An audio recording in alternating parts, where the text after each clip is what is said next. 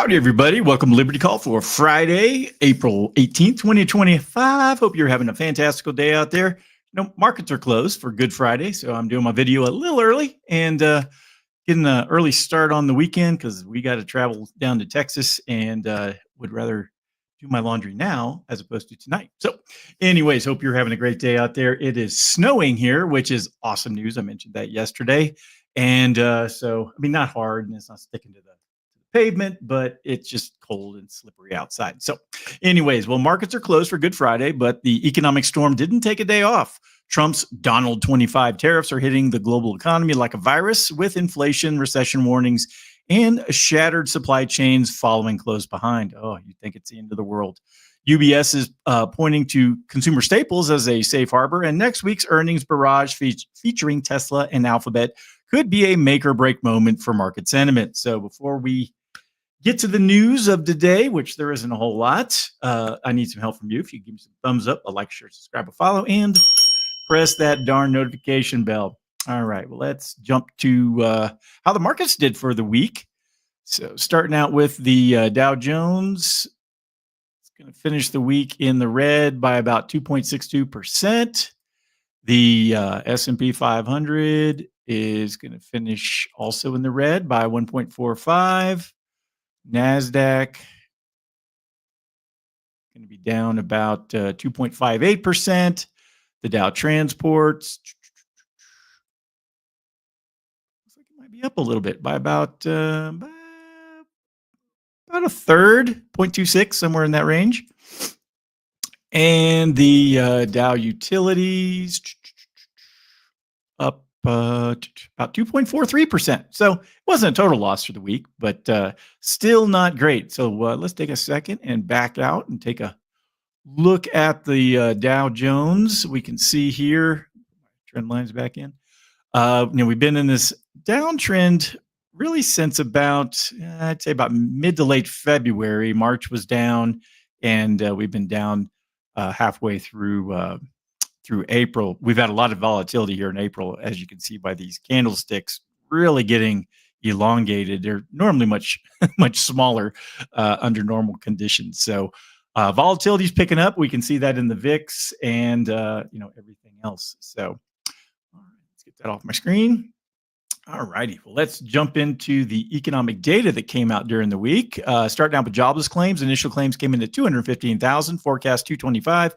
Previous number was 224. Continuing claims came in at 1.885 million. Forecast was 1.87, so a smidge over forecast. Previous number 1.844. Import price index year over year grew at 0.9%. Previous number was a 2%. Month over month, it actually contracted 0.1%. Forecast was 0.1% growth. Previous number was a positive 0.2.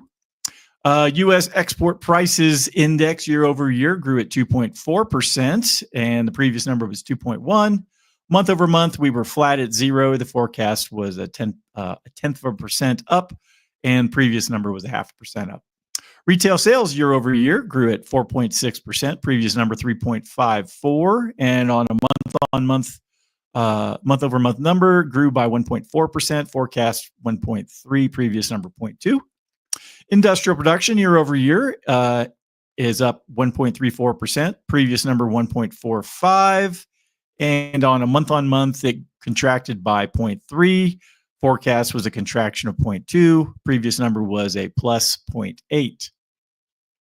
Business inventories month over month grew at 0.2%. Forecast was 0.3. Previous number was also a 0.3. And the National Association of Home Builders Housing Market Index came in at a 40. The forecast was a 38. Previous number 39. And housing starts on an annualized basis for this month came in at 1.324 million. Forecast 1.42. Previous number 1.494 million. And month over month, a contraction of 11.4%. Last month's number was a positive 9.8.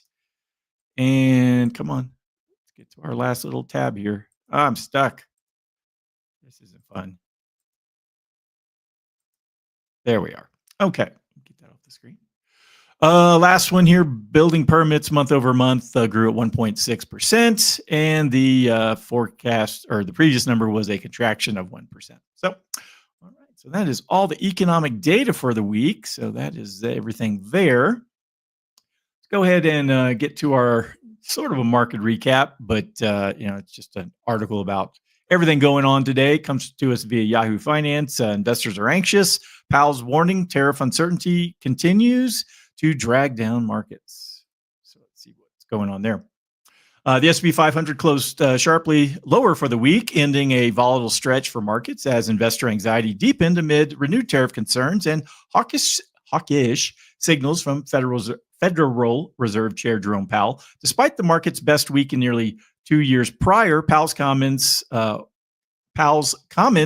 of stagflation risks linked to President Trump's trade policies triggered a more than 2% sell-off in the S&P 500, dragging all three major indexes into weekly losses. Volatility spiked with the CBOE Volatility Index, the VIX, climbing to levels not seen since the 2008 financial crisis. I think we'll probably revisit those numbers again here in the future, and the COVID-19 crash. Powell dashed investor hopes for a Fed put, meaning that the Fed's going to step in and lower rates. The belief that the Fed that rate cuts would cushion economic shocks, reiterating the central bank's priority to contain inflation, even if tariffs cause temporary price spikes. President Trump ratcheted up the tension, suggesting Powell's removal was on the table and labeling him too late on rate policy. Investors remain on edge, with Citi strategist Stuart Kaiser noting that even standard warnings like Powell's textbook remarks on tariffs are now triggering outsized market reactions due to fragile sentiment. Adding to the pressure, NVIDIA plunged nearly 10% over 2 days after revealing a $5.5 billion hit from new Chinese export restrictions. The broader tech sector followed suit as fears of escalating trade barriers chilled business confidence. Analysts say that some clarity on U.S. trade negotiations, especially with key partners like China and Japan, could help stabilize markets. Until then, the pervasive uncertainty over tariffs and Fed policy is likely to keep investors on edge. Fabio Natalucci of the Anderson Institute summed it up, quote, "Markets can handle bad news. It's the lack of clear path forward that's the real drag right now," end quote. Things are a mess. So, Trump's, you can have positive or negative feelings about however he's doing, but the problem is that we've got 50 or 60, 70 years of, really 100 years since the Fed was created back in 1913. Of just irresponsible monetary policy, and it's really painted us into a corner that it's going to be very difficult to get out of.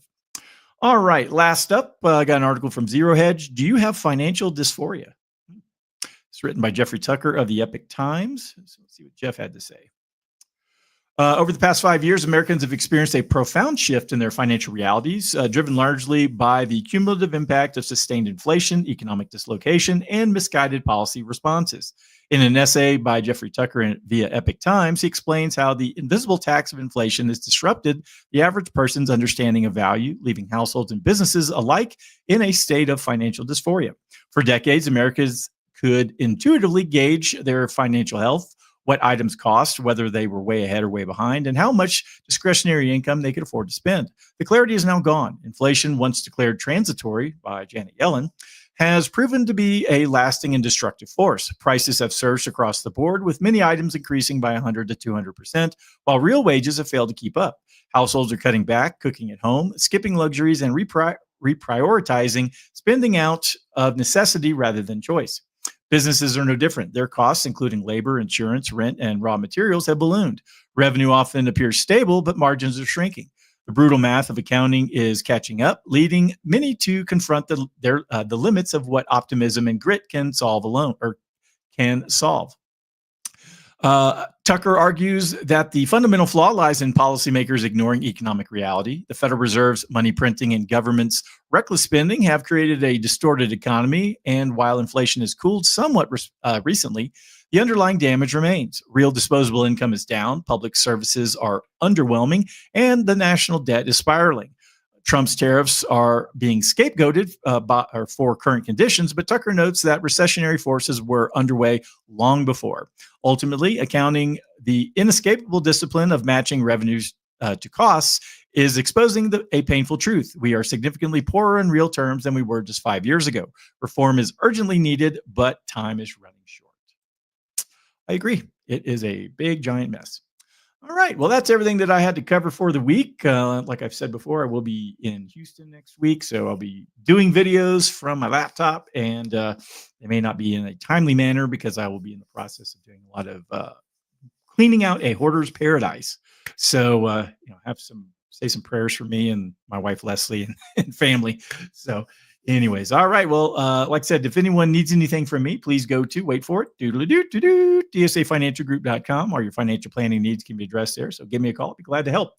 Hope everyone out there has a wonderful weekend, and I'll talk to everyone again next week.